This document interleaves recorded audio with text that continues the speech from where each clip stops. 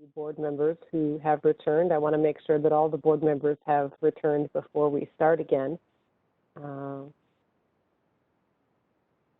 sure if someone would like to take roll of them. I can see Member Williams and Member Bahari. I can't see anyone else in their video, though. Yes, this is Sabina Knight, Legal Counsel. We would like to establish our quorum again. Yes. There we are. There's Gore.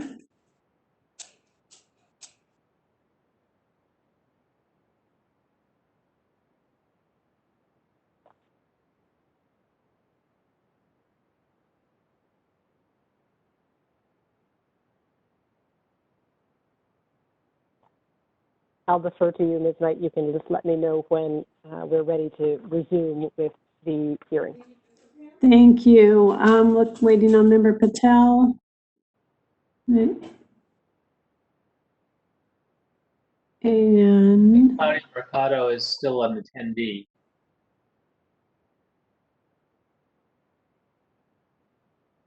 all right, that will be up to the moderator to promote her. Thank you. This is a moderator, and Claudia has been promoted to panelist.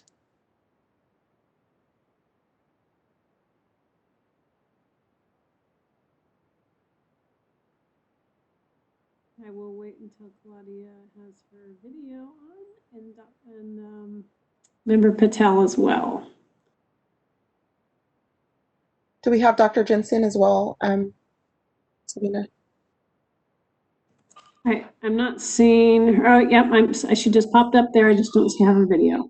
Okay.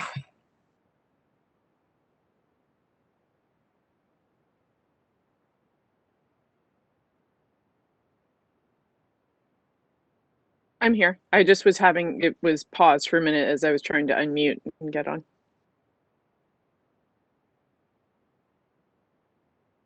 Great, then just Member Patel, I guess, and Claudia's camera.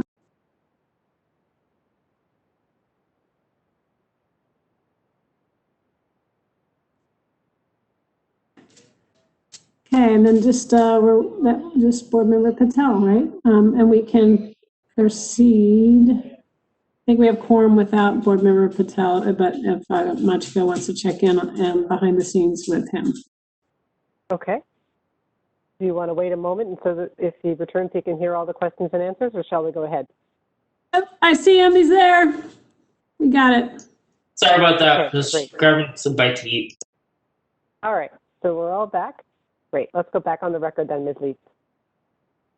Okay, we're back on the record in the matter of Dr. Maganito. I actually don't there. I can see Dr. Maganito again.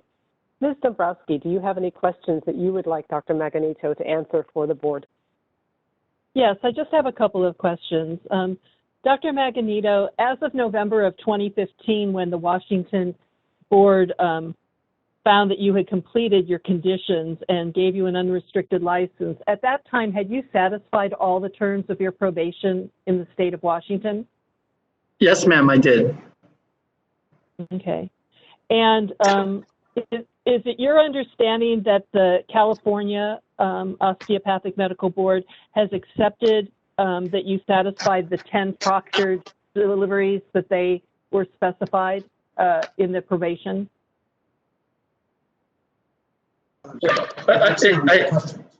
I'm sorry, Ms. Dombrowski. Can you repeat that again, please? Okay. In the probation term in California, there was a requirement similar to that in Washington State that you needed to complete 10 proctored deliveries, right? 5 vaginal and 5 by cesarean section. And I'm wondering if it's your understanding that you fulfilled that requirement, probation requirement, in the California probation. It was my understanding, yes, that I did fulfill that. Okay. And so the only term left for you to fulfill in California, is this correct, is the one requiring you to practice in California so that your probation term can be restarted and finished? Yes, ma'am. Okay. Have you ever practiced medicine in California? No. Okay. And is there a reason why you want to keep your California license with the Osteopathic Medical Board? No, ma'am. There's no reason you really want to keep it? There really isn't. I love my job here. I am making a difference in people's lives. There really isn't a reason for me to go to California, albeit my family lives there. But really, no. If the board was to revoke your license, would that be something that would affect your practice in Montana? That would effectively fire me from my position.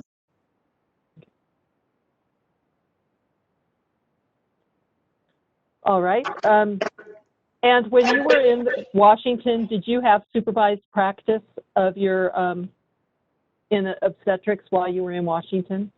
Similar to the FPPE, I was being monitored and proctored for the first 60, I believe 90 days when I first started. Okay. No further questions. Okay. Let's find out if there are any questions from the board members for the petitioner. I think that it's probably simplest for me in this video format to try to just go around alphabetically, perhaps. Or maybe the easier thing is I can look at the participant list, and if there are questions from any of the board members, you could use the raising hand feature, and that way I'll know if there are questions, and if there are none, we can go on.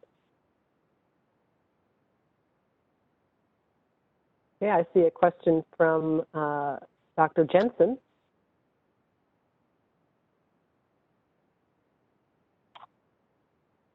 Thank you. Just a couple questions for me. Let's see.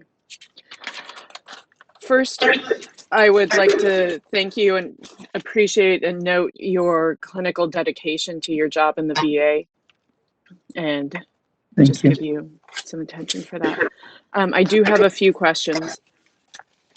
You seem to have an excellent practice opportunity there in Montana, seem to be quite happy with it. You mentioned that your family is here in California. Would you be looking to move back to California? It sounds like unlikely. Yeah, no. Are your daughters and your wife with you there in Montana? Yes, ma'am. Okay, so extended family. Okay. Yes, ma'am. And then, let's see, you noted, well, no.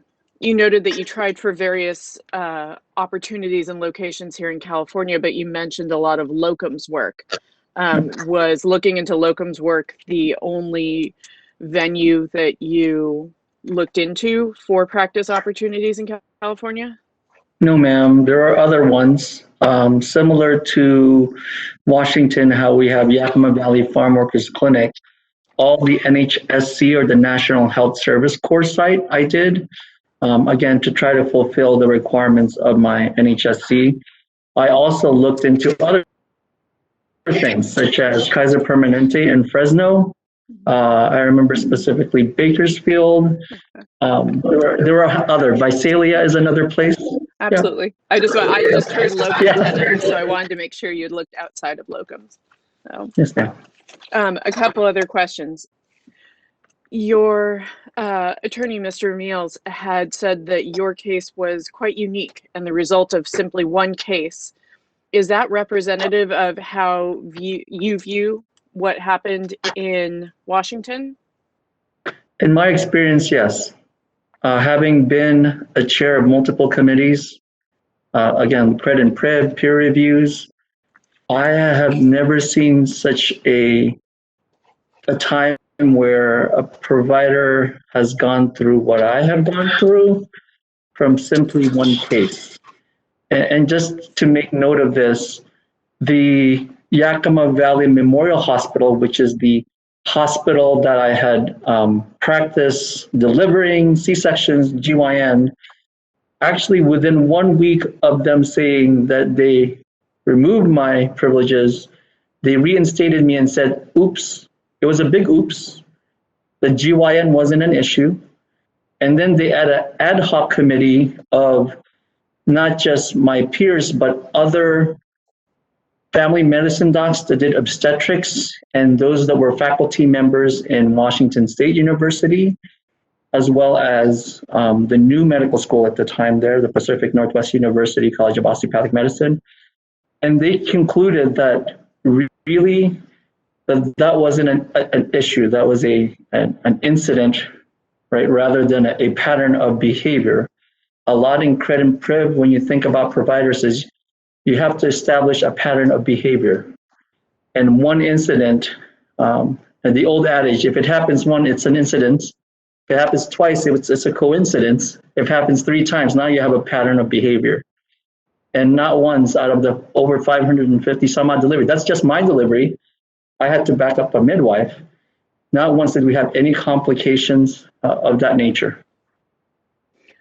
And then I saw in the original paperwork that there was a mention that you did not have C-section privileges at that hospital in 2011. Is that what you were saying was actually a mistake from the staff? Yeah. Yes, ma'am. I did have privileges there for C-sections, yeah. Okay. And then one more thing. You said, there has to be a reason, give the provider an opportunity to speak, and those were your words. However, I didn't actually hear you choose to speak at all about the incidents there in Yakima. Do you want to address that with us at all or mention anything about it? If the board would like me to, certainly I can give my view on the matter. I'm just asking. Yeah, I mean, certainly I can talk about it. Do you feel that's relevant? Yep. Yes, ma'am. Should I go ahead and proceed? Sorry. So like I said, I've done well over 500 deliveries. I can tell you that particular case was one whereby I was called. My interaction with that particular patient was less than an hour. I know the documentation is there. I can tell you what my perception was. That was at the advent of electronic medical records in that facility. I was a super user. I used it like no one else. The provider that was taking care of this patient, which was his patient, is a provider that was a part of the Washington State University Family Medicine Residency Program, was an acute life support for obstetrics instructor, took care of this patient well before I did, whereby in reflection, there were tons of variabilities, tons of issues to begin with. My goal was to get that baby out. I can tell you looking back on that particular case, they had indicated that I had applied the vacuum at a particular time because someone wrote vacuum on the fetal strip. Look, I can tell you, you should not, I was trained, if in 3 pulls or less than 15 minutes, you can't get that baby out, you're done. I can tell you, I've gone through it in my mind. If you picked it up by now, it's all about people for me. That particular date and day, I still think about today. Oh, it's my own PTSD, mind you. That's okay. I appreciate your honesty and for your speaking to it. Thank you. I appreciate that. And it's the baby's name's Holly, and I still remember it. I can tell you, I with 100% certainty, I did not apply it during the time that someone else put a vacuum. I remember specifically who that nurse was. She put vacuum because I asked for the vacuum. I did not apply the vacuum. You apply the vacuum with a counter traction, right? You ask the patient to bear down, apply. The next push would be your mechanism of action. Did not have any more than 2 pop-offs. I just go through it in my head, but I'm also a very factual and data-driven individual. When I look at that chart, like I said, I don't blame anyone other than my own actions. That if indeed that was the time and I had tunnel vision, then I owned up to it this entire time. I can tell you my practice there was unique. I was on call 24/7, although I was in a practice with 3 OBGYNs, 3 midwives, 1 PA, 1 nurse practitioner. I was recruited saying that they were going to take call. I was on call 24/7. I never took time off, and it's amazing how I begged and pleaded to leave. And because I was naive, I was new to the practice of medicine. I am not from a family of medicine. I'm from a family of farmers, teachers, and nurses, right? Classic Filipino Asian nurses. I was kind of the black sheep, so to speak, like my mom says, because I didn't go into nursing. I can tell you April 2011, well, it started in March of 2011. So this case happened in 2011, June. I had wrote a letter for my resignation. Because I was the top producing physician there, I can tell you, I didn't know my rights. Again, I'm not from a money or family or any of this. I learned a lot from this process. I was surrounded with 4 attorneys, my clinic manager, the chief of our clinic, and said that I can't do that because I signed a contract with them through the National Health Service Corps that I will be there for 4 years.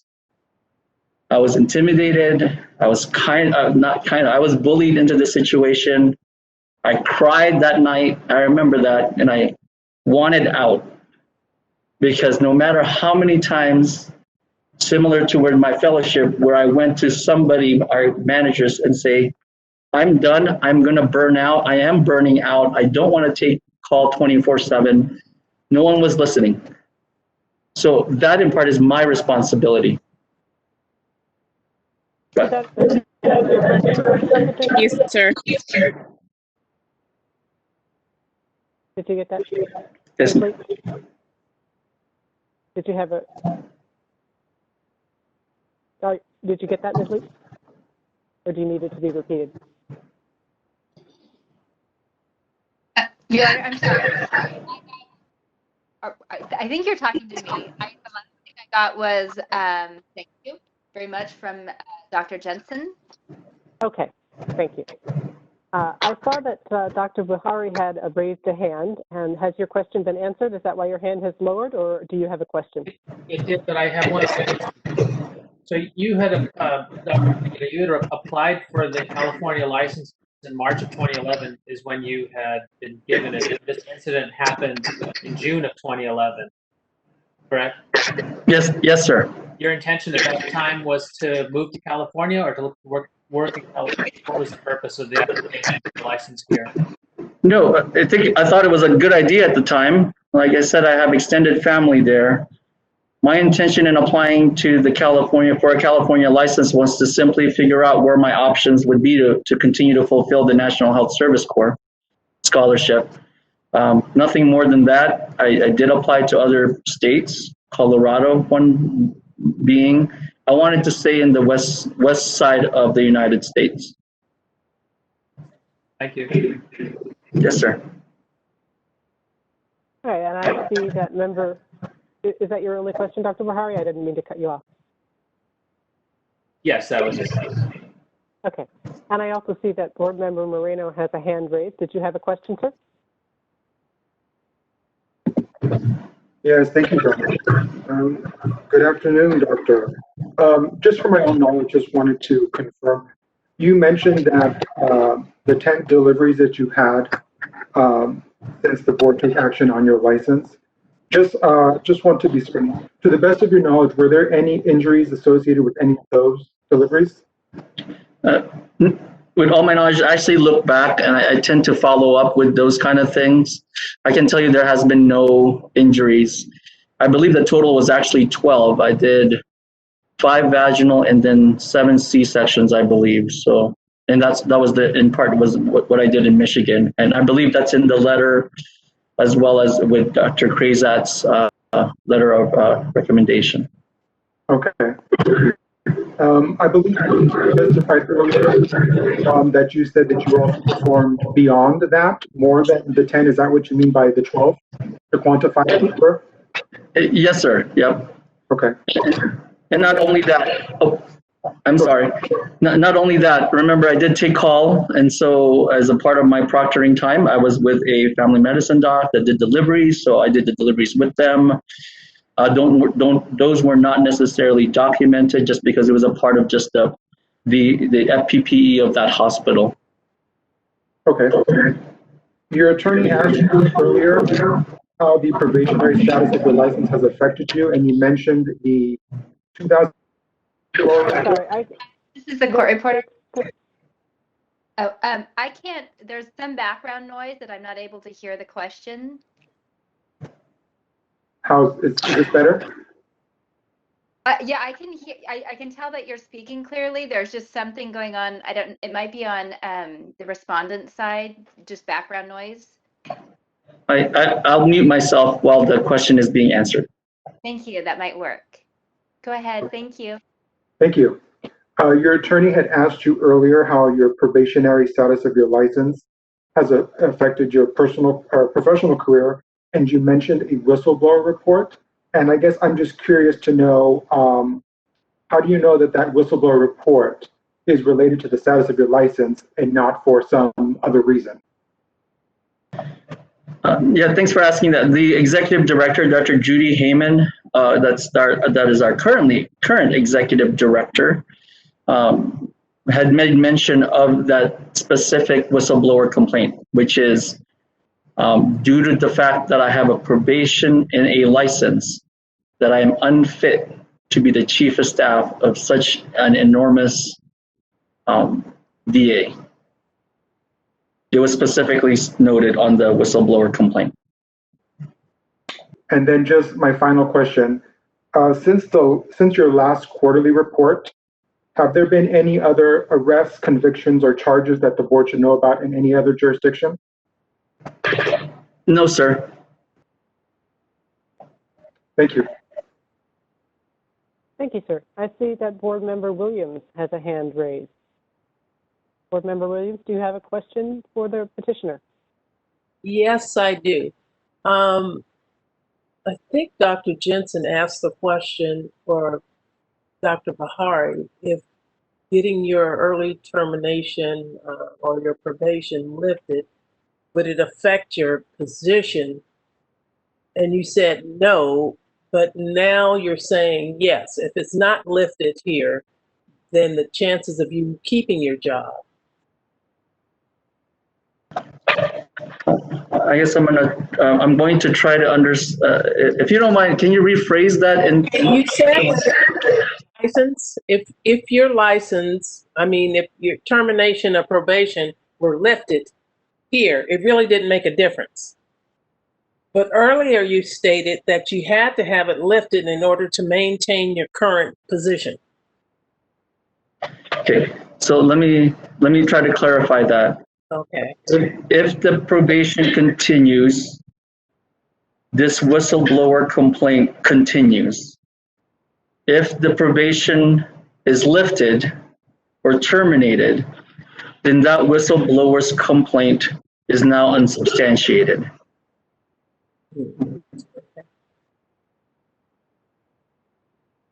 That's all I have. Okay, thank you. Are there any other questions from any of the board members? I see that Dr. Jensen's hand is still raised, but I'm not sure if that's from before or if you have a new question. Board Member Jensen, have all of your questions been answered? Yes, they have. Sorry, having some issues with it. Take your time. All right, in that case, I don't see that there are any other questions from the board members for Dr. Maganito. So I will turn it back to Mr. Means. Is there any follow-up questions that you'd like your client to answer? Just to Your Honor, back in 2011, I believe your privileges were suspended at Yakima Valley Memorial Hospital for a period of time. Is that right? Yes, sir. Through a peer review hearing that reviewed the case thoroughly? Yes, sir. And after that, were your privileges reinstated at the hospital? Yes, sir. It was reinstated. My last question is, have you ever considered surrendering your California license? Yes, Why not? Why have you not done that? this is my experience with the initial Yakima matter. If I surrender any license that is either, and this is not just me, I'm sure the board understands. The reason if I surrender a license that has a probation, it will trigger an adverse action in all of my licensure of all the sister states. That will therefore trigger a report to the National Practitioners Data Bank. That National Practitioners Data Bank report will then trigger a review of me in the VA and will effectively terminate my position at the VA. And therefore, I maintain my California license until the problem is resolved. That's all I have, Your Honor. Thank you. And by saying that's all you have, do you mean that, do you have any other evidence you wish to present for the petitioner? No, Your Honor. Okay. Ms. Dombrowski, is there going to be any other evidence that you'd like to present? Ms. Dombrowski is muted, but I saw her say no, Your Honor. Is that correct, Ms. Dombrowski? Yes. I have no more Okay. questions. All right. In that case, then, before we conclude and go into a closed session for the board to deliberate, I would like to invite each of you briefly to summarize your positions here. Mr. Means, Mr. Meals, you may begin.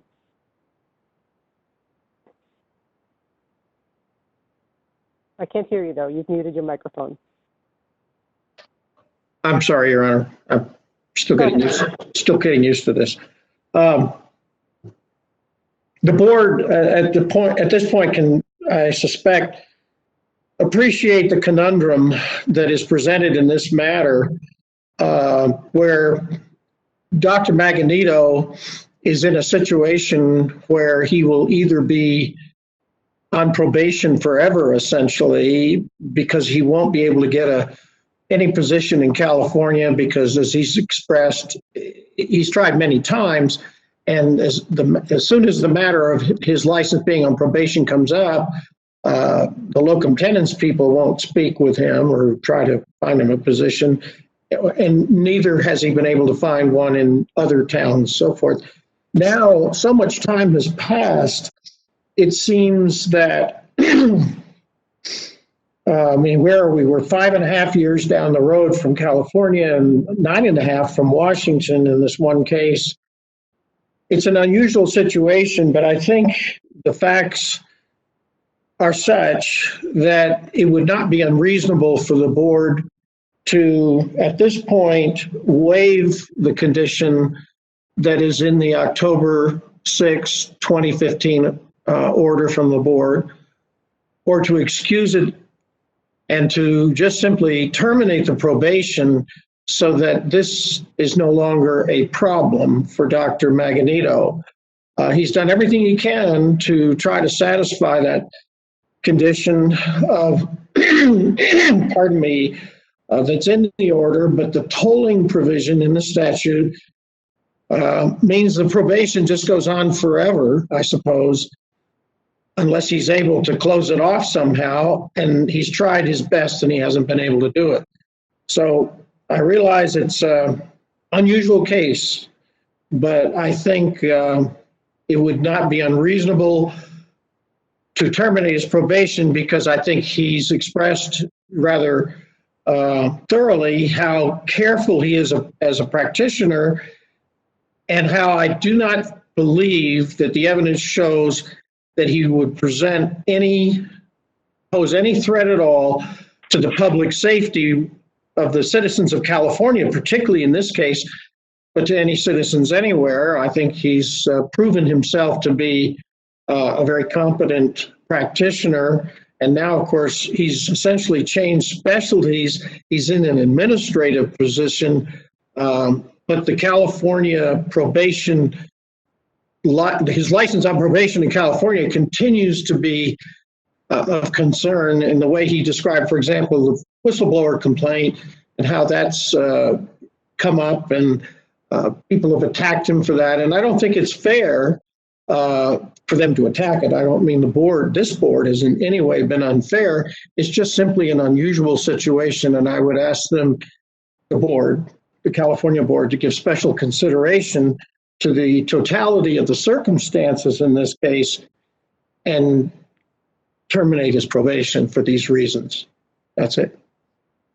Thank you. Is there anything you'd like to say in summary, Ms. Dabrowski? Your microphone's off again.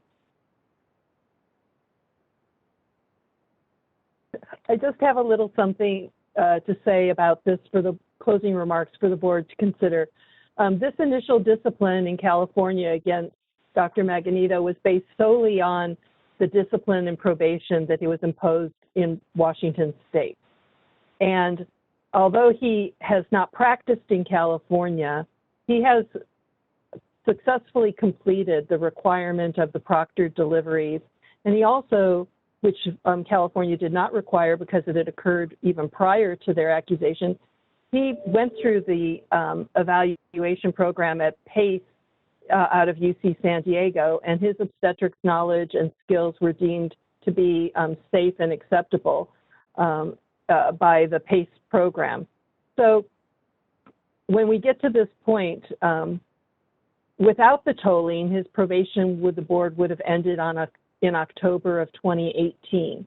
And his Washington probation was lifted, and he has held an unrestricted license there since November of 2015. So for more than 5 years. I believe the board has no knowledge of any disciplinary actions that have been filed against him in Montana, where he's currently practicing, or in Michigan, where he practiced prior to that. So I would ask the board to consider all the evidence of that and determine whether he should be deemed to have completed his probationary term satisfactory to California and lift the probation, would be my recommendation. Thank you, Ms. Dabrowski. Mr. Meals, anything to say as a last word?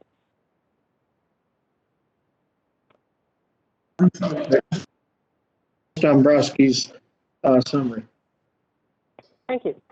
All right, then that will conclude the public portion of our hearing on this petition. The board will now retire to closed session to deliberate what to do about the petition. The matter will be submitted as of today. We'll go off the record. Hi, this is the moderator, and if you can just give me one moment, I will demote people from the panelist column. Don't demote Ms. Leitz. I got to speak to her, but. Okay. Ms. Leitz, while she's doing that, how many pages will we have today? 65 pages. Okay. Thank you. Is that all you need? That's all I need. Thank you. Thank you. Thank you, everyone. Thank you for your help today. Thank you.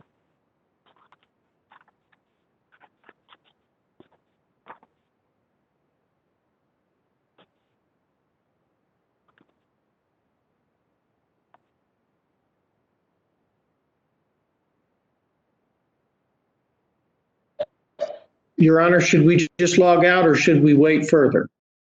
You should, Mr. Meals, you all can log out. You'll get the decision in the mail, of course. So thank you very much for your presence today. Thank you, Your Honor. All right, this is the moderator, and I'm looking at the panelist, and I believe I have everyone that's in the panel column should be in the closed session. Both co-moderators will log out once we start the private session. Okay, thank you. So I will start the private session now.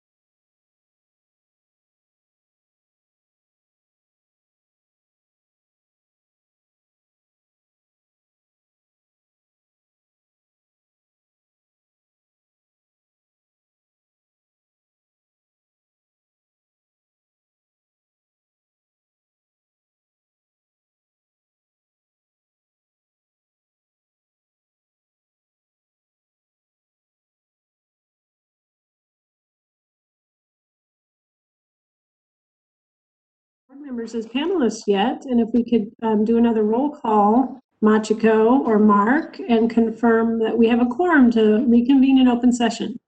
Okay, it looks like.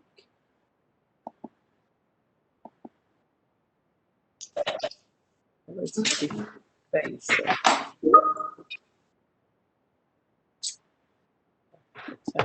I'll wait a little. Yeah. I don't see everyone here. Or should I take it now? I would wait another minute or two. There we go.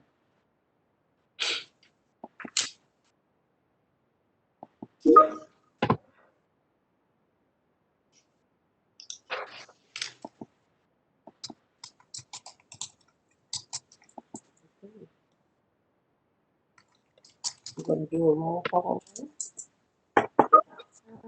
I'm missing two, but I will start, and maybe while I'm taking roll, the others will join.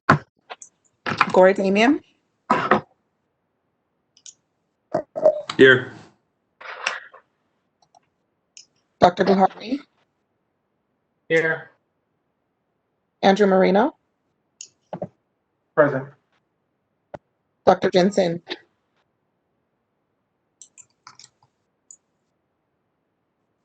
Dr. Jensen. I think she's stuck in the attendees.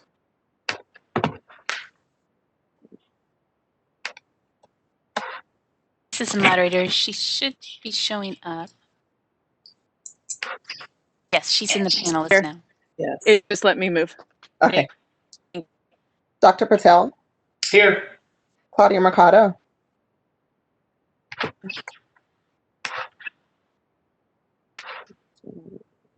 Not see her. Cheryl Williams. Here. We have a quorum. All right. So agenda item number 6, the Department of Consumer Affairs update. And I'm going to turn the meeting over to Carrie Holmes. Good afternoon, board members.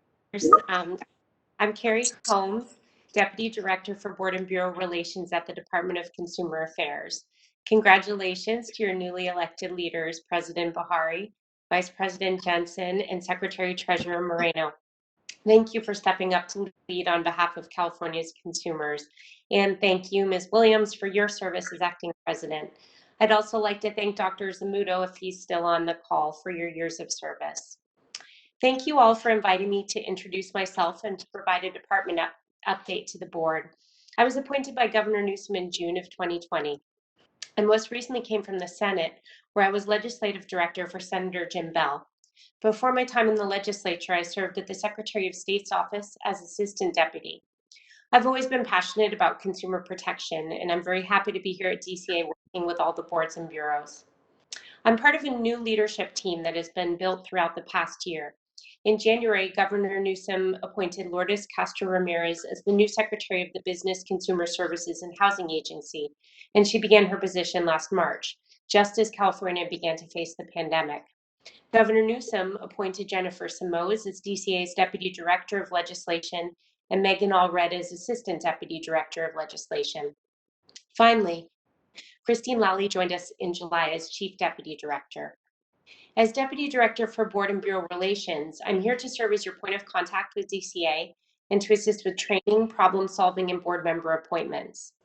The Osteopathic Medical Board consists of 9 members, 7 appointed by the governor and 1 each by Senate rules and the Speaker of the Assembly. The board currently has 2 vacancies, both licensee spots to be filled by the governor. We all share the goal of a fully seated, diverse, and effective board. And though I don't have any specific news for you today on appointments, I can assure you that the governor's office is aware of your vacancies. If any of you know someone who would make a great board member, please encourage them to apply through the governor's appointments website. I'd like to update you on some of the work we are doing to support board leadership.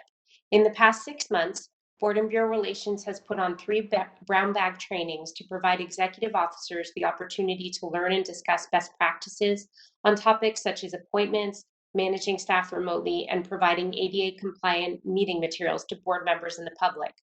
In partnership with DCA's Solid Training Unit, board member orientation trainings are being held as remote sessions quarterly. And finally, a new training for board presidents and vice presidents will be launched on February 2nd. I'll make sure Dr. Bahari and Jensen are invited. Our work continues, though COVID-19 has changed the way we do business now and in the future. In response to public health guidance and state and regional stay-at-home orders, state offices closed to the public beginning December 7th.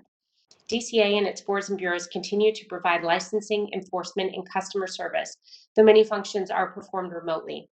Telework has been implemented for individuals who can perform their duties outside the office, and public health measures such as distancing, face covering, and hand washing are required for those employees who cannot telework. DCA continues to partner with the Governor's Office and Business Consumer Services and Housing Agency on statewide efforts related to awareness and enforcement of public health measures, including vaccine distribution. DCA is truly grateful to you and your hardworking staff for your continued service despite these challenges. I look forward to getting to know you better. In the meantime, if you have any questions or need anything from DCA, please don't hesitate to reach out. Board and Bureau Relations is here to help. Thank you again for inviting me to your meeting. That concludes my presentation, and I'll hand it back over to Board President Bahari. Thank you. I'll defer it back to Cheryl Williams for her last hurrah. Why not?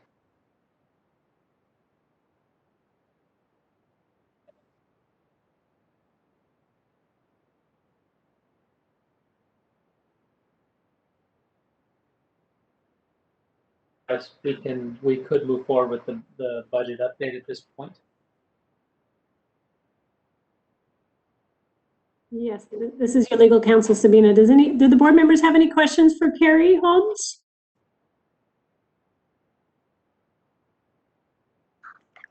No. Dr. Jensen has a hand up on the panel. I think it was left over. Yeah, there are multiple issues with the hand thing and my phone right now. Okay, thank you, Ms. Holmes.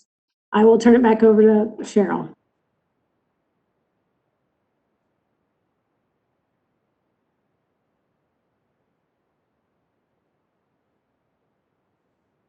You're muted. Did I?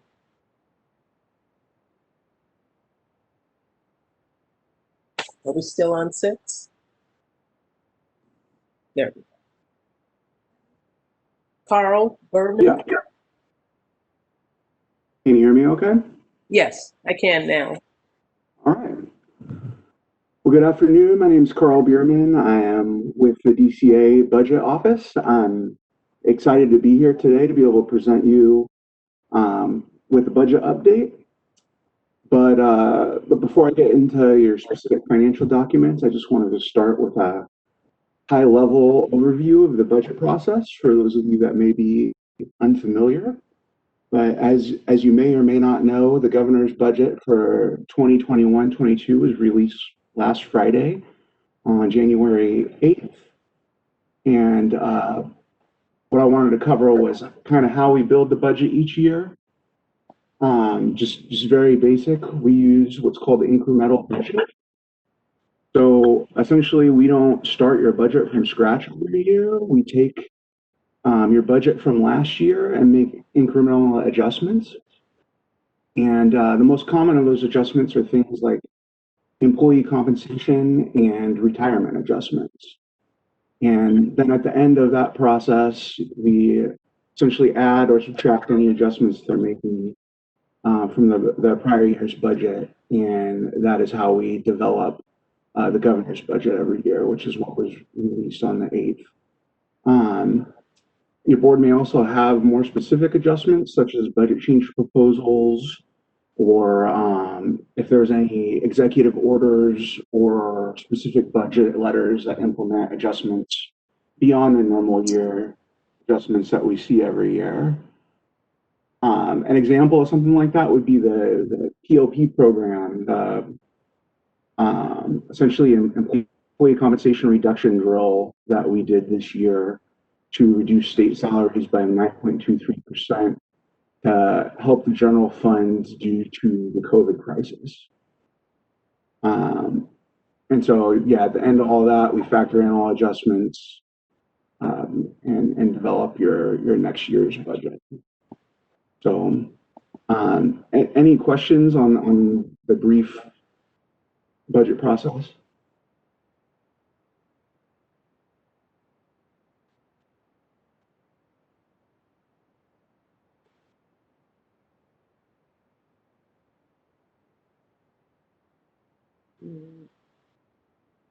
It's not looking like it. No. If no, then I'll move on. Moderator, can you move to the next slide, please?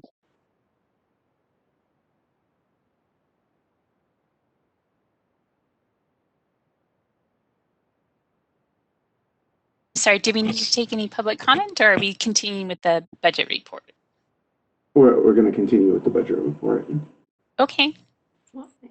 This is Sabina. I think Mr. Berman was asking about the document to be on the screen. Was that provided? Yeah, there should be an expenditure projection and a fund condition document that I was going to go over. Okay, so I have loaded the entire meeting materials packet. So do you know what page those are on, and we can go right to that? It looks like tab 4. I'm not sure what page that is, though. Should be able to click it and it will take you right there. So if you click on tab 4. I think it's like 29 or 30. This is the co-moderator. Unfortunately, the interactions that are built into documents don't work within WebEx. So we would have to have a page number. I think this is the moderator. I think someone said 29, page 29. 29 yes, 29 is correct. Okay, thank you. Thank you, guys. Is there any way, sorry, one more thing. Is there any way to rotate that clockwise? Yes, if we go to view, there's a rotate feature. Perfect. All right. And scroll down just a tad so we can see that bottom row, please.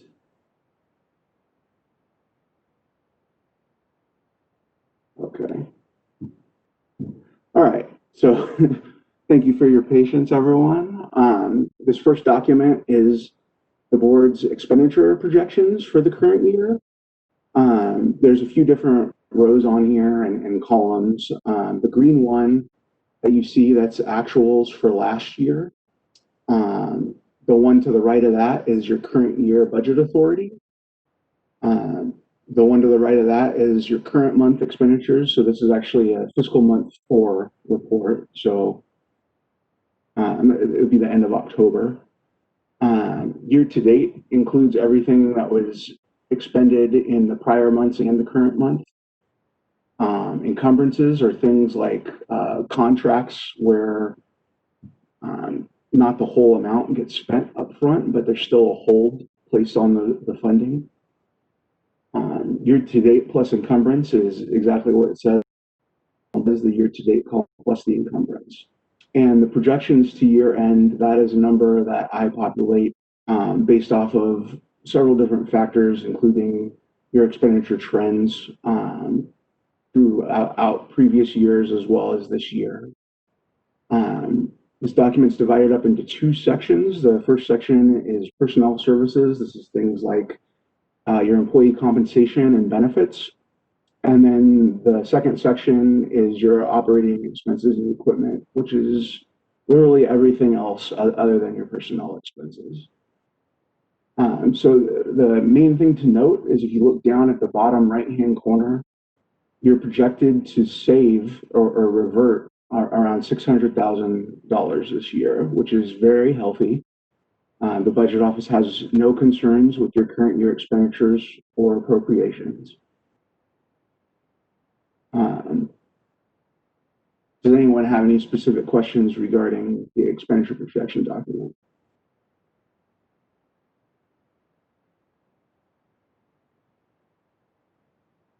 All right, looks like a no. If you could scroll down to the next page, please, moderator. Beautiful, thank you. This next document is the board's fund condition. So the previous document, the expenditure projections, that's essentially what you're allowed to spend this current year. This fund condition is a little bit bigger of a scope. It shows you what you've spent in prior years, what your authority is to spend in future years, as well as your revenues. So it's very much like a banking ledger. So if you look at the 2018-19 and 2019-20 actuals, those are numbers, those columns are numbers that were actually collected in revenue and spent in expenditures for the prior years. The current year, so 2021, and the two out years are both projections of what the board will collect in revenue in those years.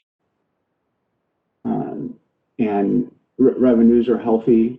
It looks like you got a $1.5 million general fund loan repayment last year, which is why 1920 resources is so much higher than a lot of the other years. Can you scroll to the next page, please, moderator? This last section is the expenditures. So this includes the board's appropriation, which is that top line, the 1111 program expenditures, state operations, as well as any direct assessments that may be charged to your fund. As you can see, statewide pro rata, that's a charge that's assessed to everyone's fund each year that we get from the Department of Finance. And that includes all the charges from all the other control agencies, such as the state controller's office for issuing checks and the state treasurer's office, et cetera. That's what those charges are. Something I'd like to point out is if you look at the current year, your total appropriation is about 2.9 million. I project that you'll save about 600,000 of that, which will put your expenditures in line with what they were last year, or around 2.3 million. Overall, the fund is extremely healthy. The budget office has no issues with the board's fund. Any questions on the fund condition? No? Okay. Well, as always, if you do have any questions that you think of at the end of the meeting, just let Mr. Ito know, and I will be happy to help you out in that fashion. If there are no other questions, this will conclude my presentation. Hi, Carl. This is Mark Ito, the Executive Director of the Board. I just have one question. I just want you to clarify it because I'm so our appropriation in 2021 is 2.958, and then it grows to 3.2 and 3.3 in the out years. Mm-hmm. Confirm, and so the board members know that our appropriation isn't necessarily increasing the out years, that the 2.958 includes the 5% reduction to our appropriation per the governor to assist with the general fund. Is that correct? So at the time that we ran these expenditure projections, the 5% reduction starting next fiscal year, so that's not okay. Happening in the current year. So it starts in 21-22. That 5% reduction is not included in these numbers as of yet.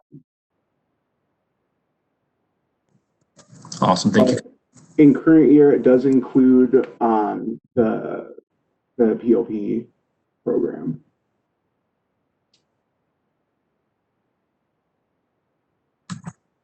Awesome. Thank you, Carl, for clarifying. And great presentation, by the way.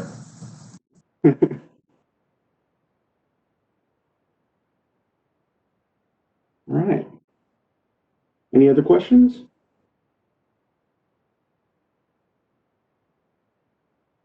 All right. Thank you all for your time.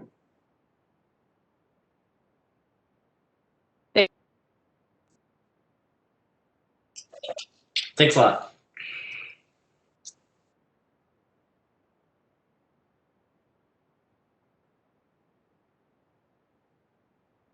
This is Sabina, your legal counsel. Would we be able to please do public comment for this item if the board members don't have any additional discussion? Thank you. This is the moderator. Thank you. I will go ahead and open up the question and answer panel. And if any members of the public would like to make a comment, please type. I would like to make a comment using the field in the lower right-hand corner of your screen. We are displaying instructions for your reference, and we'll give you a moment.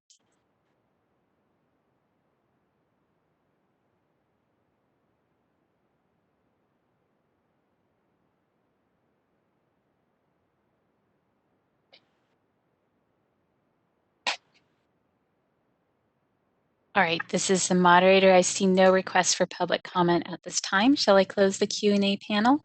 Yes. Okay, it's closed. Item number 8, discussion of possible action to initiate rulemaking to amend board regulations. And I'm going to turn this over to Mark. Thank you, Cheryl. Board members, I am presenting the proposed language for the CME regulation package. Just a little bit of background. During the December 13th, 2018 and June 17th, 2019 board meetings, the board approved proposed language to implement the post-renewal audit for our licensees' renewals. And then during the May 7th, 2020 board meeting, the board approved proposed language to authorize the executive director under certain circumstances to exempt licensees for the pain management and treatment of terminally ill and dying patients CME requirement.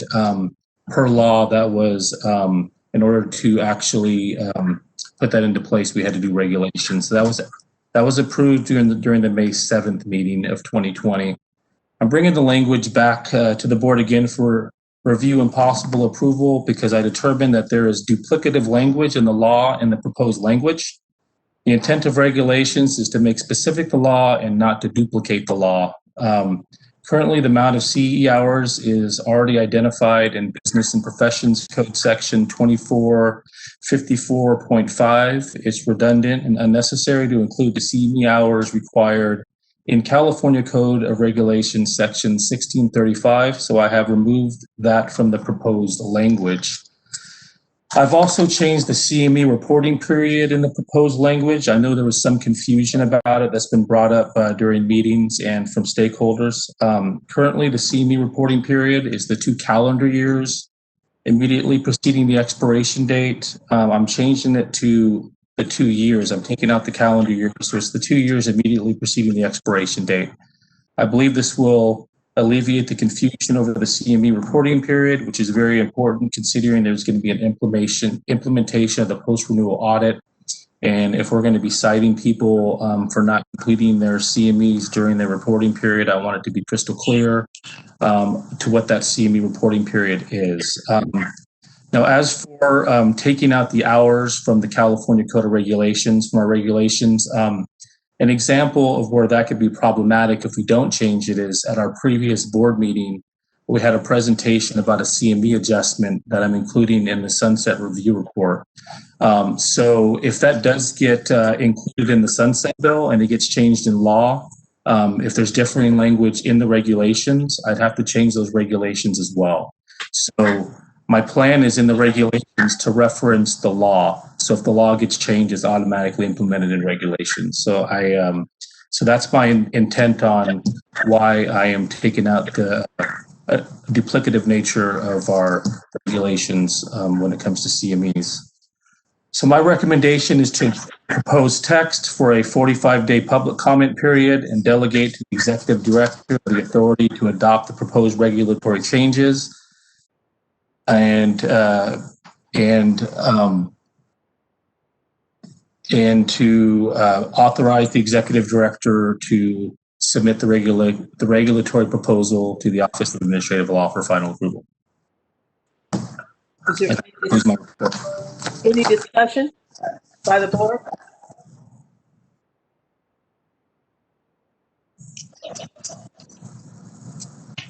May I have a motion? Oh, sorry, if I could just say something. I think it was a great step in the right direction to change the whole calendar year versus counting 2 years from the It was just extremely confusing, even to me. I always assumed it was right before the expiration date. It seemed like it was kind of a fine print issue, and it seemed like a lot of our stakeholders were being, they just felt kind of misinformed, I guess. So I think this is a good step in the right direction. Thank you for doing that. You're welcome, Dr. Patel. And we're going to do a big outreach effort to kind of reach out to doctors to make sure that everyone's on the same page. Appreciate that. Any other discussion?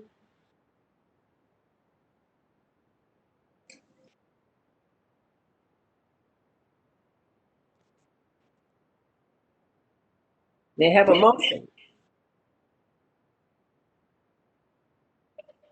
And board members, this is Sabina, your legal counsel. The motion is already written in your memo. I can either read it out loud and somebody can say so moved, or you can read it directly from your memo. Sabrina, why don't you go ahead and read it? Okay, no problem. Always my pleasure. So the motion would be to approve the proposed text for a 45-day public comment period and delegate to the executive director the authority to adopt the proposed regulatory changes if there are no adverse comments received during the public comment period, to follow established procedures and processes in doing so, and also delegate to the executive director the authority to make any technical and non-substantive changes that may be required in completing the rulemaking file. I move so. This is Jensen. Thank you.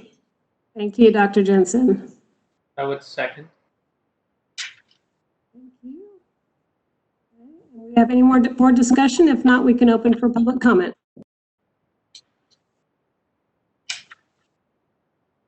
Any public comment? Thank you. This is the moderator. I will go ahead and open up the question and answer panel.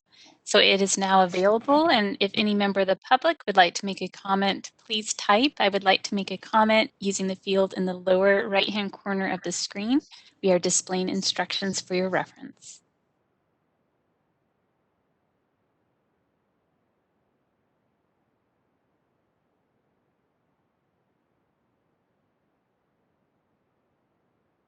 All right, I am seeing no requests for public comment at this time. Shall I close the Q&A panel?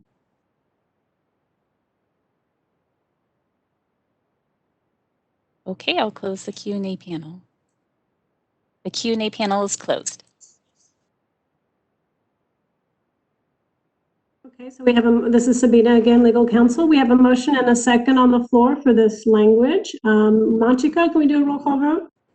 We can. Gore Adamian. Yes. Dr. Buhari. Yes. Dr. Jensen. Yes. Claudia Mercado. Yes. Andrew Marino. Yes. Dr. Patel. Yes. Cheryl Williams.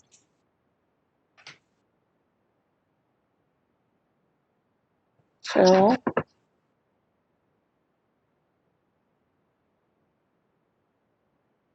I can't hear you, Cheryl. You're muted. Yeah. Okay. Do you have a quorum? I'm going to move on to agenda item 9, discussion of possible adoption of the Osteopathic Medical Board of California Administrative Manual. And I'm going to turn this over to Mark. Actually, this is Sabina. I think I'm doing this one, right, Mark? Oh, okay. Okay. That is correct, Sabina. Thank you. Sure. We spent a lot of time working on this new manual and bringing it back to you guys. I know you just saw it in December. If you recall, you guys approved some little non-technical, non-substantive changes. And I know we mentioned at the time we would bring it, our hope would be bring it back here in January, and we were able to move mountains and maybe, have some miracles happen and get it done in time. So we were able to do that. And now you have a brand new, spanking new administrative manual, which is more concise than what you had before. You have your new logo. It will be updated with your new officers' names as well, and any other new board members that you get or are appointed as time goes on. And you have a little bit more of I want to say a central place for every board member to go to for questions, for the law, for how do we do this, how do we do that. travel, everything like that is all in one place now. And I want to say it's like a handy dandy, one-stop shop type of thing.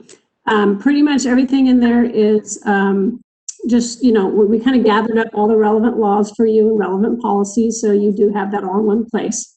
There is one specific change I do want to point out to you before you discuss this or before we take a motion to adopt it. And I will ask when you do that motion to adopt this manual that you also include that delegation to your executive director to continue to do those updates that are non-substantive and non-technical those technical kind of updates, so he can continue to update it as maybe law changes or similar.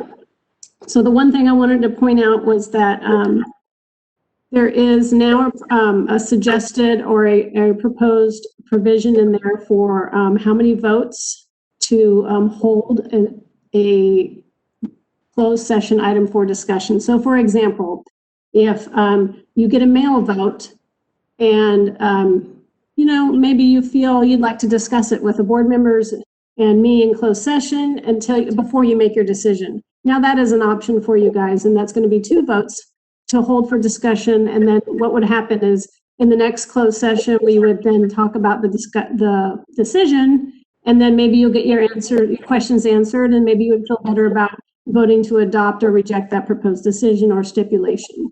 So that just gives you a little bit more another avenue to make sure you are doing your jobs with protecting our California consumers through your duties here at the board. So if anybody has any questions about the manual, I know Mark's here also, of course, but I'm happy to answer any as well.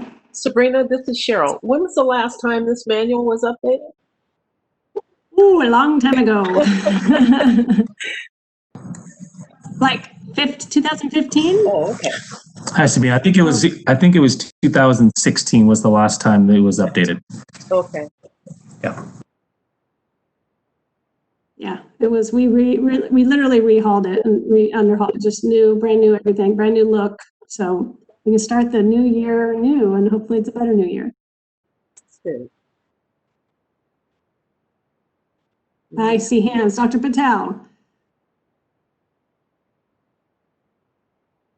Sorry, I think my hand was raised, but I did have a thought, and I don't know if it's appropriate to talk about it here, but you guys did a great job with this undertaking. I'm just wondering, would it be helpful to have a committee created to kind of get this updated yearly so it doesn't just kind of fall only on your guys' shoulders? Like I'd be happy to help, but just throwing that out there. Again, I don't know if that's appropriate to bring up right now, but That's definitely something we can consider. Yeah.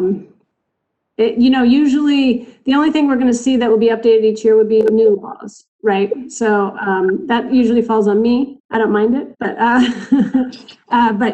if there is anything in the future that you guys want to see in there, you can also ask for it to be put on the agenda if you want to discuss anything.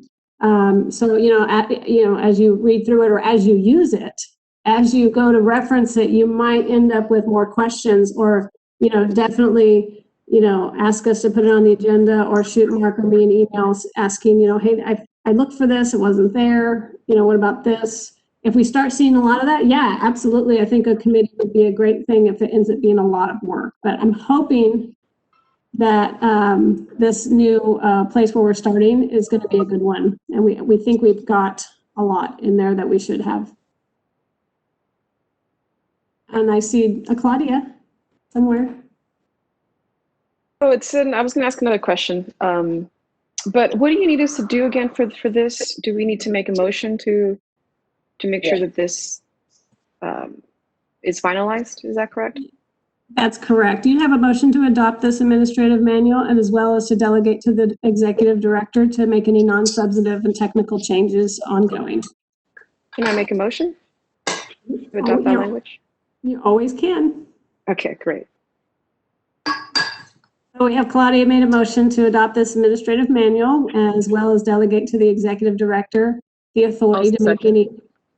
And Dr. Jensen?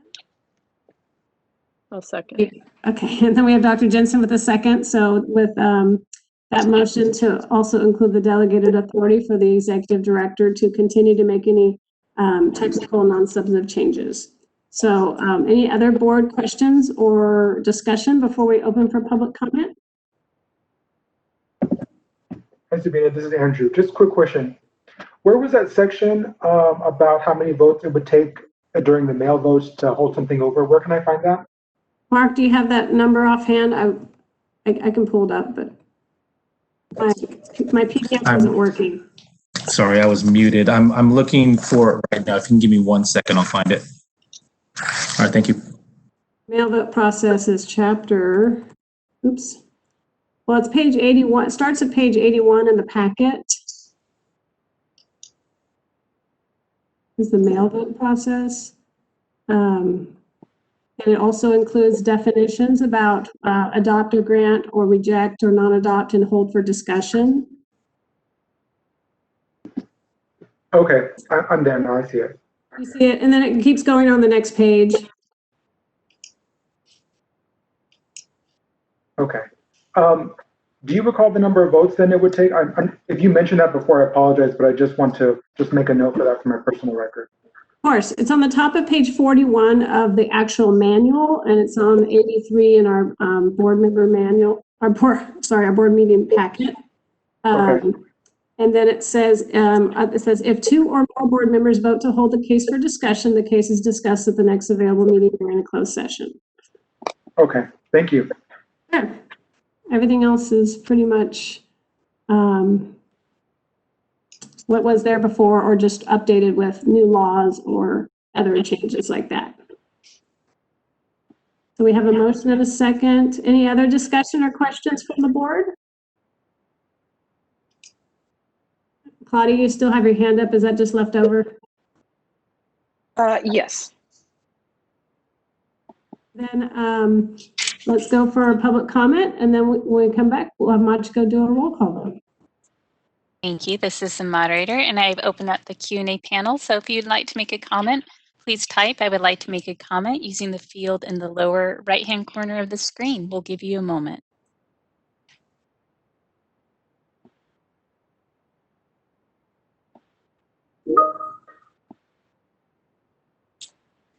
This is the moderator. I see no requests for comment at this time. Shall I close the Q&A panel? Yes. Okay, it's closed. Thank you. Great. So Machiko, can we do a roll call vote? We have a motion and a second.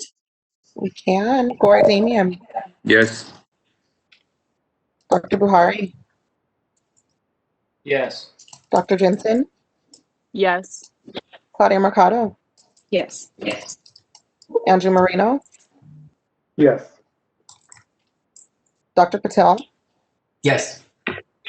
Cheryl Williams. Yes. You have a quorum. Thank you so much. I'm so glad we were able to get this. And Mark will have to comment whether this is going to be attached to the sunset report or if it can be swapped out with the old one.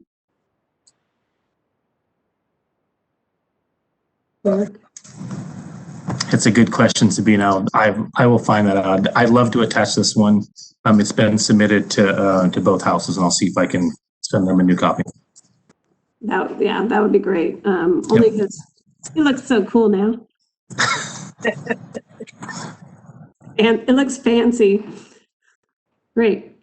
All right. Agenda item number 10, the Executive Director's Report. Mark?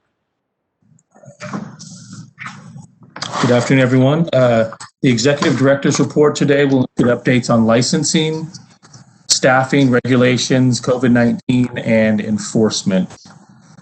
The board's licensee count continues to increase. The total number of licensees under the board's jurisdiction is 12,062, with 8,964 of those licensees practicing or residing in California. This is a good sign. Our numbers continue to increase. Our applications continue to increase. Our profession's growing. It's something that we should be proud of, and it's in line with the nation's growing interest in osteopathic in the osteopathic profession. So that's good news. The table on page 2 of my report shows the board's licensing workload for fiscal years 1920 and 2021. The data from 2021 is only partial year. It's through December 17th, 2020. Our application and licensee totals continue to increase. I'm keeping an eye on the workload to ensure that we don't need additional staff. I've been working with our department's OIO office, Organizational Improvement Office, to create efficiencies for our workload to lower our processing times. But due to the increasing, I'm keeping a close eye on it, just to make sure that we don't need additional staff in the. And that's a good segue. Staffing is my next part of my report. The board has one vacant position. Actually, I take that back. We have two vacant positions. I'm currently hiring a staff person to process the postgraduate training license workload. That's a new license type that became effective on January 1st, 2020. We hired a staff services analyst to do all the licensing workload. We did that earlier in the year. We did hire someone as the associate governmental program analyst for enforcement earlier in the year, and that person is no longer working for the board, so I had to re-advertise, and I'm in the process of hiring that person. We interviewed in December, and I anticipate making an offer to this person by the end of the week, so that's good news. And I anticipate that this additional staff will alleviate any backlogs we have in the enforcement unit. For regulations, we have two regulations that are in process. We had one approved earlier this year. That was our postgraduate training license regulation that authorized the board to collect the fee for the postgraduate training license. We have two regulations currently in process right now. We have the substantial relationship and rehabilitation criteria regulation. That regulation was submitted to the Office of Administrative Law on December 2nd, 2020, and we anticipate that getting a decision being made shortly on that package. The other regulation is the Notice to Consumers regulation. This was submitted to the Office of Administrative Law on December 23rd, 2020 for final decision, and the board anticipates that being a decision being made, hopefully approved soon. So those are our two regulation packages in process at the time. My next part of my report is the COVID-19. Just want to say that the board follows guidelines set forth in its resiliency map and reopening plan. The board has been utilizing telework, staff rotation schedules, and staggered employee office visits to ensure that we don't have too many folks in the office at one time, and to ensure social distancing and to follow the CDC guidelines. The board's operations have been slightly impacted by the measures taken to combat the pandemic. We are continuously adjusting work schedules to ensure that operational needs are met, and for the most part, we have. And the board is very appreciative of the support and the guidance that Kim Kirchmeier and DCA have provided during the pandemic. They've been great, and we really appreciate it. So this concludes my portion of the report. Corey Sparks, the board's lead enforcement analyst, will present the enforcement portion of my executive director's report. Thank you. Thank you, Mark. If the moderator can open up the, I think it's page 192.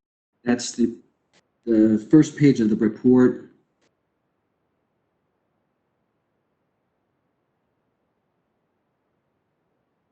And I am going to do a jet tour through this. I'm going to go as quickly as possible. And so board members, if you have questions, let's address this at the end. And unfortunately, I'm not there. It's always a pleasure to see you guys in person and hobnob afterwards, but unfortunately, due to this COVID, we have to do it online. So let me get started very quickly. First, the complaint intake process.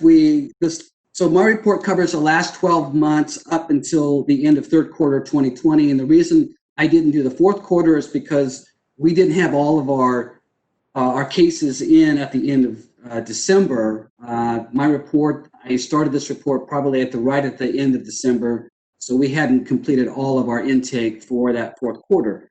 So for this period of time, we've had 598 complaints received. During that period, the average aging was 53 days. And I'm going to briefly say that that is way above our threshold. And in the past, what we've been using as our threshold was 30 days from the intake to the point that it was put into the system. We've recently been informed by DCA that we need to have that within 10 days. So that's going to be why we definitely need a new person in our doing intake, a new analyst. And we project, I've talked to Mark about this, hopefully by February, March, we should be down meeting that goal once this new person comes on board, and we will address that issue. That really, ultimately, when you look to the report, is the only really issue that we're having in enforcement.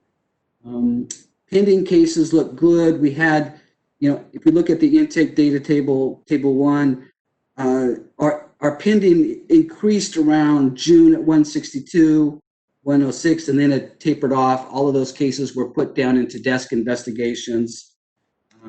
And we'll move down to the bottom, page 8, bottom of that page of the intake. We'll see under investigations. So if we scroll down to investigations, we will see that we assigned 554 cases. We completed 467 cases. Our average days to complete an intake or a desk investigation, was 91 days, about 6 months. That's really good. We get them done within 6 months. It's a really good. 3 months, actually. 3 months to 6 months is really good. And our pending cases at the end of September was 288. Disregard that 193. So at the end of the period, it was 288. And that was pretty much for desk and internal investigations. So the next page, please, moderator. If we can look at our division investigations or sworn investigations. These are cases we send out to the field. Typically, these are more serious cases that deal with prescribing, sexual misconduct, any cases of aiding and abetting, those cases. So during this period, we assigned 32 cases out to the field. 31 cases were completed.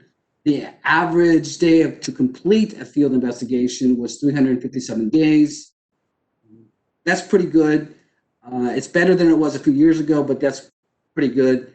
And at the end of September, we had 49 pending cases. I will say that during this period of time, there have been about 2 or 3 cases where we did not meet the statute of limitation, where the cases were sent out to the field, and unfortunately, due to time, due to complications, we did not meet the statute on those cases. Moving down, we can see in the pie chart at the bottom of the page, we can see the type of cases that our field investigators were reviewing, were investigating.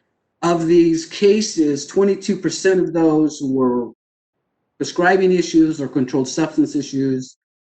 26% were unprofessional conduct, and that typically is cases of aiding and abetting, typically like med spas and those kinds of issues where the doctor is helping someone who doesn't have a license do something that they don't have, a license to do or beyond their scope of their own license. 6% were sexual misconduct, 3% were criminal DA, 10% were fraud. No, there was no impairment cases sent out that are completed during that time. 10% were negligent cases, 10% were substance abuse cases, and 13% were unlicensed practice. So that comprises the breakout of those cases that were completed during this period. Okay, moderator, next page, please. Thank you. And so this is the breakout, the aging for our desk and field investigations combined. Just when you look at that data table, when you look at the top 3 tiers, 90 days, 91 to 180 days, and 180 to 1 year, most of those cases are really our internal desk investigations. Those are all completed internally. So cases between 1 and 3 years, most of those cases have been sent out to the field. So as you can see, the breakout, 278 cases were completed in 90 days, 106 completed within 6 months, 45 cases completed between 6 months and a year, 18 cases completed between 1 and 2 years, 20 cases 2 to 3 years. So which comprises a total of 467 cases completed between both desk and field investigation. The pie chart just breaks out, gives you a visualization of those numbers. So 59% were completed in 90 days, 23% within 91 to 180 days, 10% between 6 months to a year, 4% 1 to 2 years, 4% 2 to 3 years. So that's the breakout. So what we can take away from that is that 82% of those investigations were completed within 6 months, 92 were completed within a year. And going down to the bottom, enforcement actions, data table 5, we can see that the board initiated 14 cases. We sent 14 cases to the Attorney General's office. Of those 11, there's accusations and statement of issues filed. There was 11. Of those 11, I believe one of them was a statement of issues case. During this period, 14 of those cases were finalized with a disciplinary order. 2 cases were closed without action, 7 citations were issued, and there were 2 suspension orders. Suspension order, those 2 were primarily PC-23 cases where we felt like we needed to suspend their ability to practice due to the circumstances regarding the investigation. At the end of September, 21 cases were pending at the Attorney General's office. Okay, next page, moderator. So for the 14 cases that we sent to, the 14 cases that were finalized, this is the aging for those cases. And if we can just look at the pie chart, basically that just breaks it out that 4 cases were completed between 181, which is 29%. Between 1 and 2 years, we had 2 cases, or 14%. We had 1 case that was completed between 2 to 3 years that was completed, and then 36%, or 5 cases, were completed within 3 to 4 years, and then 2 cases took us over 4 years. So those are the final orders, the 14 of them. That's the breakout. And that kind of looks like a peace sign, so hopefully that will go forward in 2021. The bottom figure 6.2, final disciplinary actions imposed. Of those 14 orders, this is the breakout of what type of orders that we issued. So 7 of them were probation cases, 2 of them were revocations, 2 surrender, 3 of them were reprimands, and we had an additional pre-PLR, which is a public letter of reprimand that the board agrees with the respondent. We don't send that to the AG. That saves us money, actually, if we don't send it to the AG. We get a public letter of reprimand, and so there was one of those. Okay, moving on. Next page, please, moderator. Okay, these are the performance measures. I'm not going to go over this too much, as we've already kind of gone through the intake. As you can see, our intake performance measures are above what we really want, and we are addressing that issue. As we get a new analyst to come in to help us address that issue. I will say this one thing. I sent I did a 10-year. I looked at the intake levels that occurred in the last 10 or 12 years. And when I came on staff around 2012, I think the intake levels were around 300, 350. And this last fiscal year, actually, this last calendar year, it was over 600, like 620 intake cases that we have.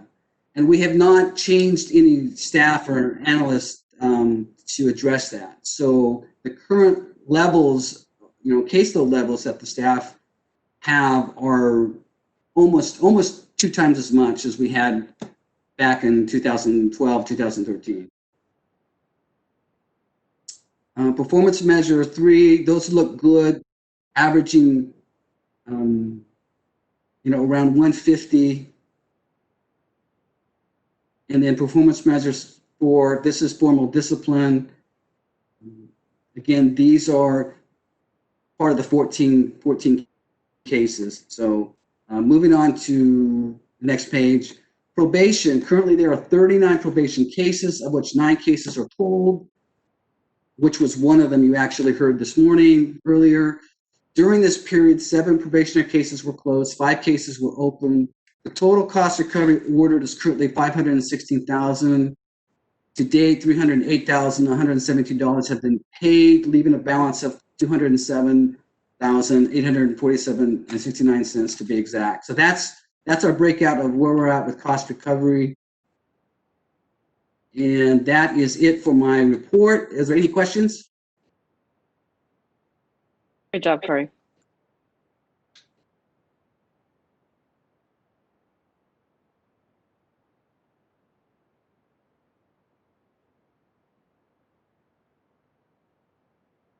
If nothing more from the board, this is Sabina, your legal counsel. We can open for public comment and proceed from there.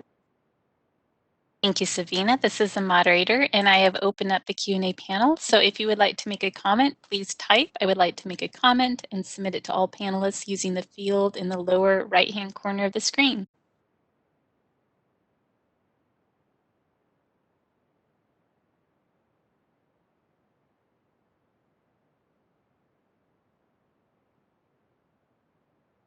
Hi, this is the moderator. I see no requests for public comment at this time. Shall I close the Q&A panel? All right, I have closed the question and answer panel.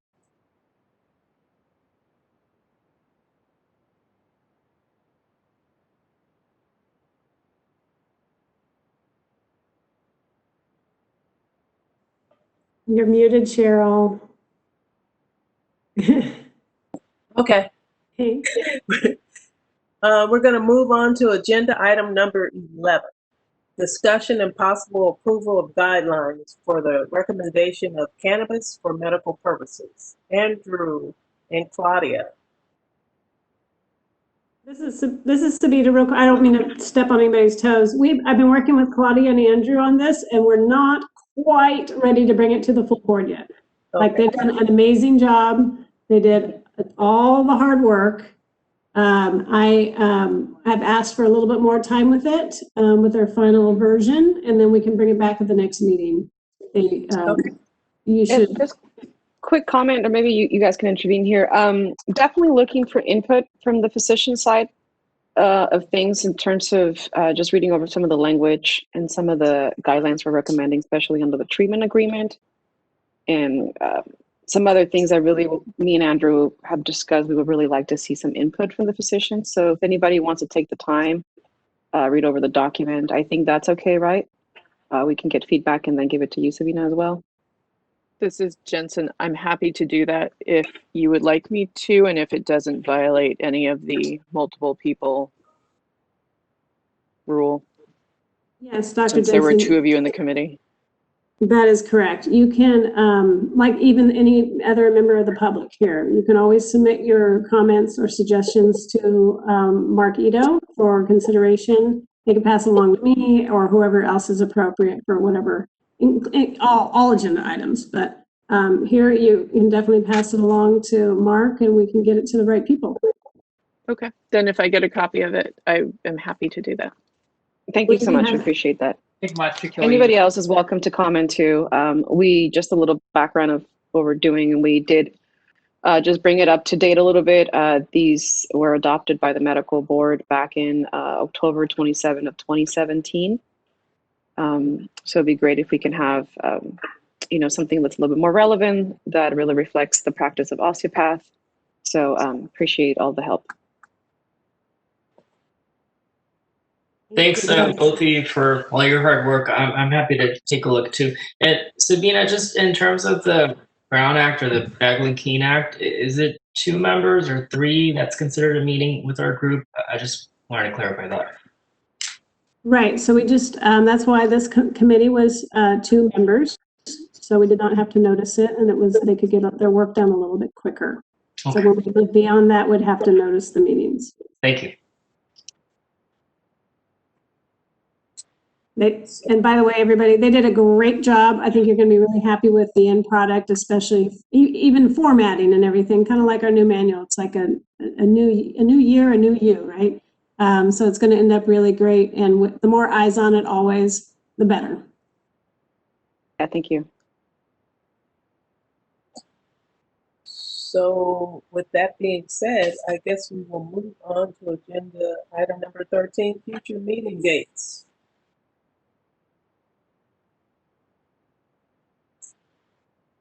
This is Claudia. So for the agenda, I will say we can just bring back the guidelines for final adoption. Yes. I had a thought too, if I could. You guys, the whole staff, you guys do a great job. I'm so impressed with all the hard work that you put into all these manuals, and I just want to let you know that I feel like a lot of us on the board would be happy to help out in any way we can. So just a thought, maybe we could talk about at the next meeting, establishing committees, just have a discussion around that to just see how we can help kind of streamline the operations of the board and just do the best job we can to serve our purpose. Are we talking about item number 11? Oh, I'm sorry. I thought we were at 12. Yeah, we are at 12, but I mean, Claudia. Oh no, so it's just adding an item, right? Yeah, I wanted to talk about possibly creating committees to help accomplish some other issues. Like for example, like a public outreach committee, or telemedicine is huge right now. I don't know, telemedicine committee. I was looking at the Medical Board of California's website, and they obviously they're a much bigger group and they serve a larger population than we do, but they have other committees like a censor review committee. I'm just trying to say that you guys put in so much work into all these things. I'm happy to help. I want you to know that I'm pretty sure everybody else has the same sentiment as me, that we're happy to get involved and help make your jobs a lot easier and just provide input too. So all I'm saying is that maybe we could have a discussion on creating committees to help streamline the operations of the board and serve the public and our stakeholders the best that we can. This is Sabina again. Dr. Patel, it's a great idea you brought about telehealth. And another one of my boards next week is actually having a telehealth committee meeting. The Board of Behavioral Sciences, I know they're not exactly medical, but they are therapists and the like, but they are. Yeah, it's just such a relevant issue right now. I mean, everything's going to, and then another idea I had was creating relationships with our schools, professional development, where we could, get some sort of education. I don't know. There's a lot that we could do, and we could discuss it more at the next meeting. Absolutely. And just so all of you know, committee assignments and the creation of committees is up to the president. And that doesn't have to be done during a meeting either. The president can always assign people to committees at, anytime he wants. Of course, it's not indentured servitude, Dr. Bahari, so don't, think you can just force everybody into it. But, he'll always take volunteers for those committees. I'm sure he'll be happy to do so. And I love hearing all these great ideas, because what we see, and I know that Andrew and Claudia saw that in the committee is where we see a lot of heavy lifting, and we really appreciate that work. It makes everybody else's job a lot easier. And if you guys are available I think it's next Friday for the Board of Behavioral Sciences, they are doing a telehealth committee meeting to re-examine the telehealth laws. That's something that, is very relevant right now, like you said. Sorry to interrupt you guys. This is Claudia. I do have to step away. I just want to say thank you so much for today, and I really look forward to our next meeting. And I think that should be okay, Sabina, if I step away. Yes. Okay. Thank you so much. I really appreciate you guys. Take care. Thank you. Bye, Claudia. Thank you. Sabrina, how do we get invited, or how are we able to participate in that meeting?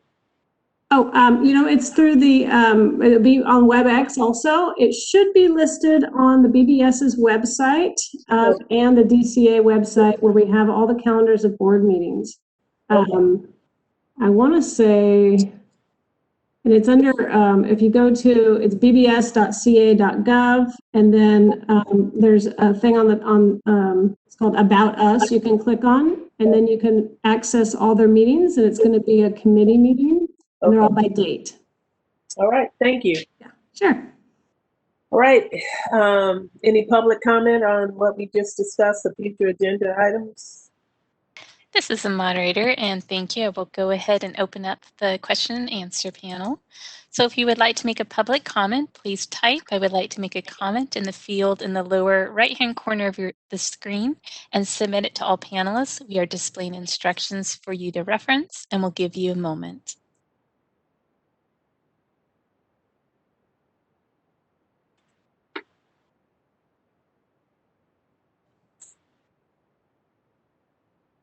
All right, this is a moderator. I see no request for public comment at this time. Shall I close the question and answer panel?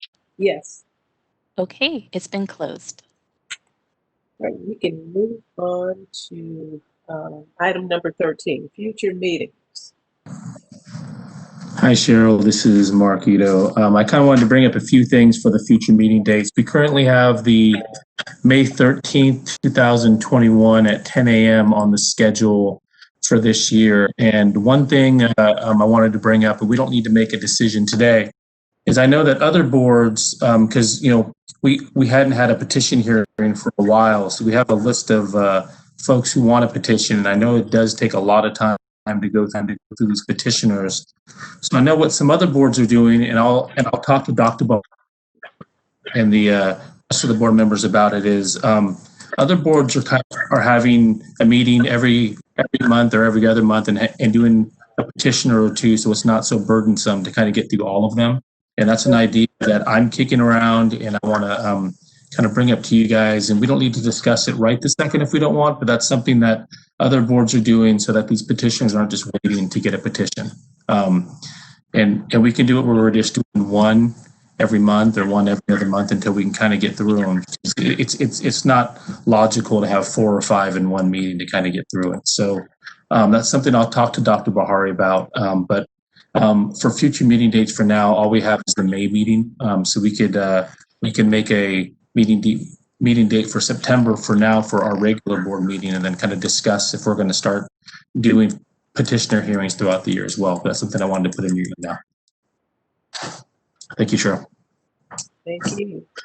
This is Jensen. Is there any way we could be made apprised of exactly how many petitioners we have at each time? Just have that be a standing agenda item for each meeting. Yeah, that's a great idea, Dr. Jensen. I will find out the number, and then that's something I'll put in my executive director's report. Thank you. Yeah. Any other comment?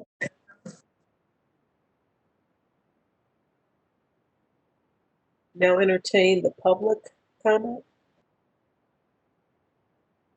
Thank you. This is the moderator, and I will open up the Q&A.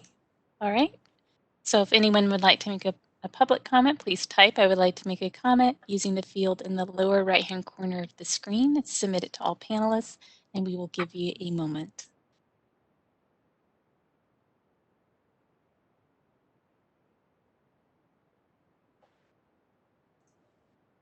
All right, this is the moderator. I see no request for public comment. Shall I close the Q&A panel? Yes. Okay, it's closed. All right, agenda 14, adjournments. The time is 3:11. Did we want to choose a September date or no? September. Yeah, Machiko, thanks for bringing that up, Machiko. My thinking is that we should put down a September date today, because we don't know what's going to happen in the future. I know with the exemptions, the exceptions to the Bagley-Keene Act, it's easier to put together meetings now where you don't have to give a physical location. However, if that does get lifted, and if this pandemic gets to a point where those exceptions are no longer there, it may be a little more difficult to throw a meeting together that fast. So it may be a good idea to pick a September date now. So the September date, would that be in Sacramento? Or are we still thinking online? Well, that's a very good question, Cheryl. I'm thinking it's going to be online, but I don't know what the future holds, but I'm guessing it's going to be online. My issue is going to be putting it together and having to have everyone give a physical location and everything else. Like right now, we can just put together a teleconference meeting without giving up a physical location. So I'm not saying that we have to pick a September date today. We could do it in May, but it may be a good idea to kind of put something on paper now.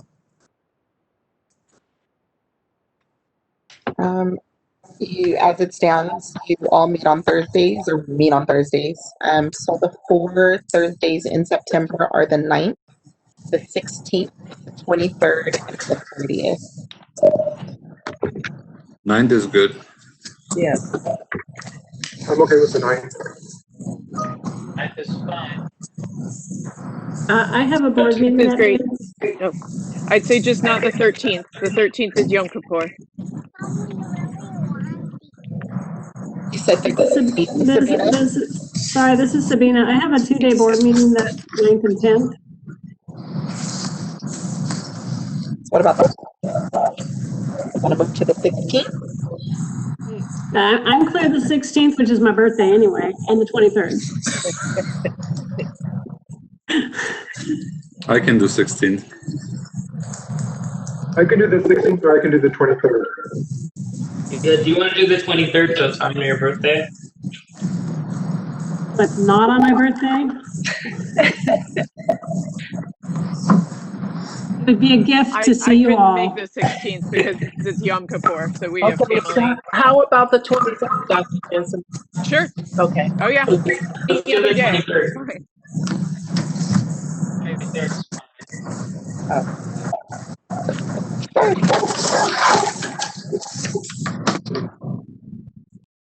23rd is fine as well for me. Everything's wide open at this point.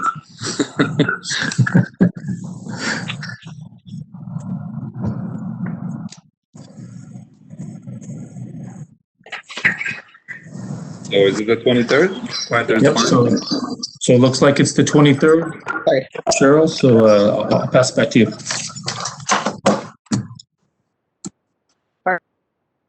Pardon me? I said it looks like December 23rd is the day that's been picked. So I think we could we could close this agenda item. So we're going to adjournment. It is 3:15 p.m. The meeting is now adjourned. Thank you. Stay safe, everyone. Cheryl. Thanks, everyone. Thank you. Thank you. See everybody.